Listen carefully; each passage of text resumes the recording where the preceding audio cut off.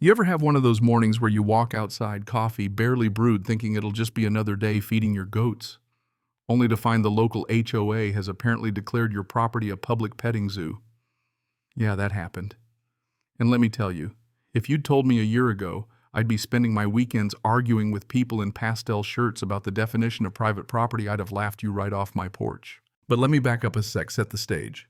It's early spring, that time of year when the grass is patchy, your boots stay muddy no matter what, and the sun's just bright enough to give you hope the worst of winter's done. I'm hauling feed buckets to my goat shed, minding my own business, when I hear the sliding door of a minivan squeal open. Kids start chattering high, excited, loud. That's not unusual around here anymore, what with the shiny new subdivision down the road where there used to be nothing but old barns and wild fields. But those voices too close for comfort. Not just passing by, more like in my driveway close. So I round the barn, and there she is, this woman I'd met once at an HOA meeting before I swore off all future attendance. She's tall, pressed, looks like she was born wearing a clipboard. Next to her, a guy in a volunteer t-shirt shuffling like he'd rather be anywhere else. And behind them, 5 kids holding little buckets ready to go hunting for eggs or maybe my patience. One kid's already working my fence latch, the one with the big private property no trespassing sign. The woman flashes me a magazine smile and says, "Oh, good you're here. We're starting the community farm tour," like she'd scheduled it with me last week. I just stare. She spins that clipboard around like it's a badge. The HOA voted. This is common community property now.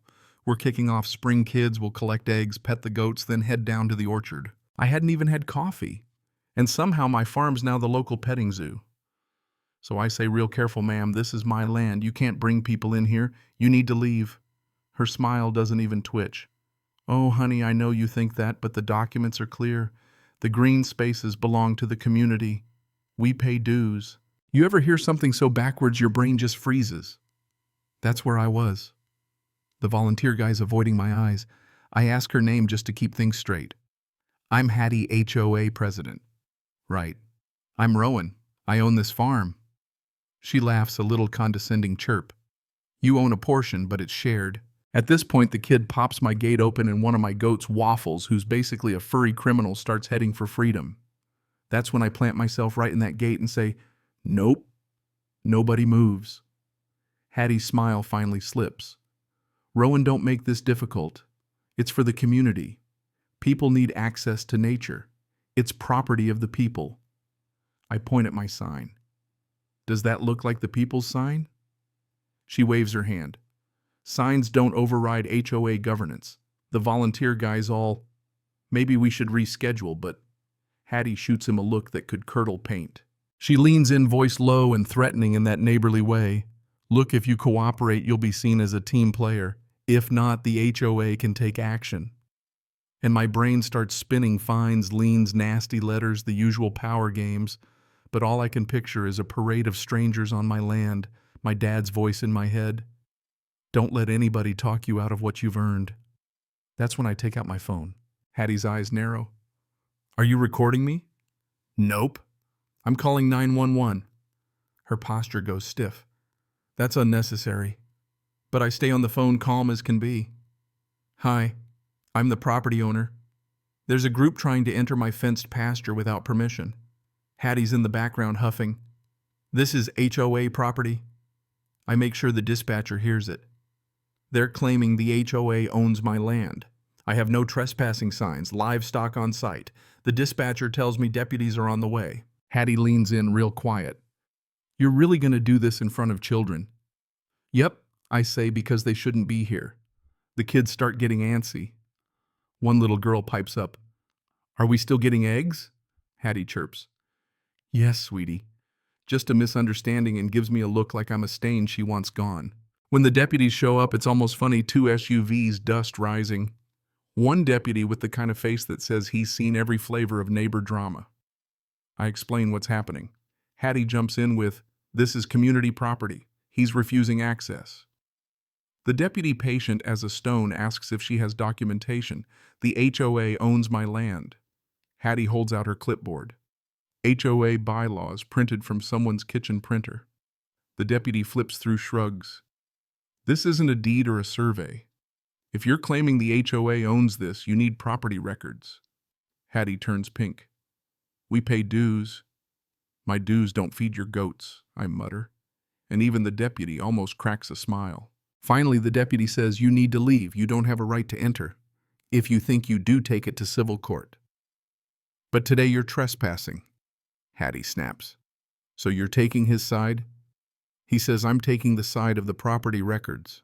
Hattie gathers her group kids, all disappointed volunteer guy, relieved parents, uncomfortable. Fine, but this isn't over. She huffs, then leaves. The deputies hand me back her packet and suggest maybe add a chain to my gate just in case. People like that, once they get an idea in their head. Not 5 minutes after they're gone, my phone buzzes email from the HOA board subject line notice of community property violation, and just like that, my weird Saturday is only getting started. I sit at my kitchen table, email open, staring through the window at my fence line and all those neat little rooftops behind it, and I read, per community vote, all green spaces are shared property. Your obstruction is a violation. Fine $250. Attached grainy photo of my gate like I'm Bigfoot hoarding privacy. I want to believe it's a joke, but there's nothing funny about it. I'm not a confrontational guy. I wave at neighbors, hand out eggs, just want a quiet life. But tell me my land's public property. My dad called it the backbone switch. Some folks are born with it. Some have to find it. I found mine right there staring at that email. I pull up the county records online, my name, my acreage clear as day. No HOA, no common area, no easement for any farm tour. The HOA does own a couple strips of retention pond, a skinny walking path. My farm isn't one of them. Either Hattie doesn't know or she's counting on nobody else knowing either. I print every record I can find, then I call a lawyer, Marisol, sharp as a tack. She asks if I've ever signed anything with the HOA, if my title's clean, and then tells me, they can't fine you if you're not in it, but that doesn't stop some boards from trying. Forward every email. Keep a log. Don't argue in person. And install cameras. By sundown, I have a chain and lock on my gate and 4 cameras watching every angle. 3 days later, there's a bright orange flyer taped to my mailbox. Community work day. Beautify the shared farm space. Bring gloves. Access disputed by one resident. Like I'm the last holdout at the Alamo. I scan it, send it to Marisol, then file a report with the sheriff. Saturday rolls around. I'm on my porch before dawn, coffee ready, watching a parade of cars park on the road. Hattie's right in front, bolt cutters in hand. She bends down, lines up the bolt cutter, so I call 911. Deputies show up, see her about to cut my lock, and tell her to put the tool down. Hattie tries the community leader in peril act, but the deputy's not buying it. You were about to cut a lock on property you don't own. That's not volunteer work. Some big guy in the crowd pipes up, we pay dues. It's ours too. Deputy just says, do you have property records? Nope. Nobody does. Then Hattie, bold as brass, says, so you're going to arrest a community leader in front of children. The deputy says, ma'am, turn around.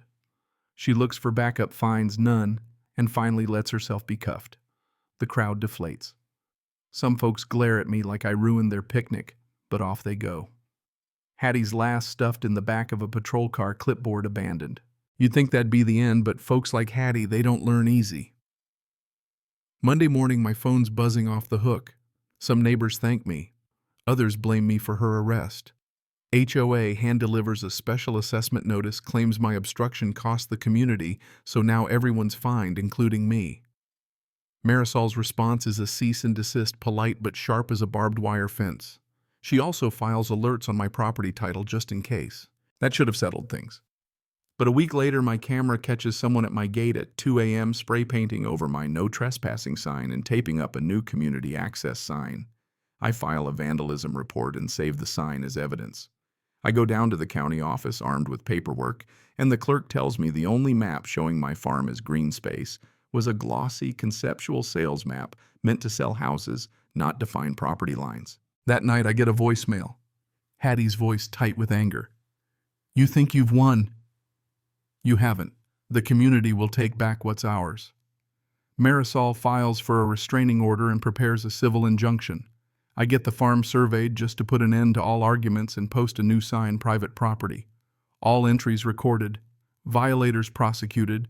No snark, just fact. The HOA's next move sends a fake legal demand for access, claiming some made-up prescriptive right, like the whole neighborhood's been strolling through my fields for decades. Marisol laughs. Prescriptive easement isn't a magic spell. Then a twist one evening, a woman named Bryn from the subdivision shows up at my gate with a casserole apologizing for being part of the crowd. She says she's using HOA funds for things that don't make sense.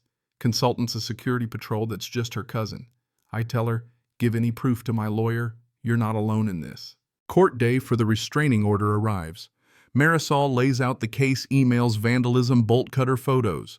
Judge asks Hattie straight up, did you attempt to cut a lock on this man's gate? Hattie tries to dodge but finally admits it. Judge, court operates on law, not your interpretation. The order's granted. Then we find out the HOA tried filing a notice of claim on my land, flat out false. But county officials flag it and the county attorney gets involved. Suddenly, folks in the subdivision start talking. Orrin brings over a binder full of questionable financials, says, you're not alone. She's been bullying us too. Marisol files suit, trespass, harassment, slander of title, and the court grants an injunction keeping the HOA off my property for good. More neighbors speak up. The volunteer guy from day one. Tad finally admits Hattie saw the county records and ignored them. When Hattie tries one last time to test the boundaries, literally, she's caught on camera and arrested for violating the order. The board calls a recall, she's out, and the audit reveals all the misused funds. The HOA is forced to admit in writing and at the county office, my farm is mine. You'd think all I'd feel is relief, but really it's gratitude with a side of exhaustion. My goats are back to being my biggest problem. The quiet's a little sweeter. And here's the thing I realized. Sometimes the scariest threats aren't the loudest, but the ones hidden in paperwork and crowd pressure, in the slow, steady creep of someone rewriting the rules and expecting you to go along. Standing your ground isn't about making enemies. It's about knowing where your lines are and having the backbone to defend them, even if you have to do it with a chain, a lawyer, and a couple of very stubborn goats. So let me ask, how far should a community go to claim the greater good? Where's the line between shared rights and personal boundaries? Drop your thoughts below, or tell me about the wildest fight you've had to defend what's yours. And if you ever find yourself up against an HOA with a clipboard and a dream, just remember, paperwork cuts both ways.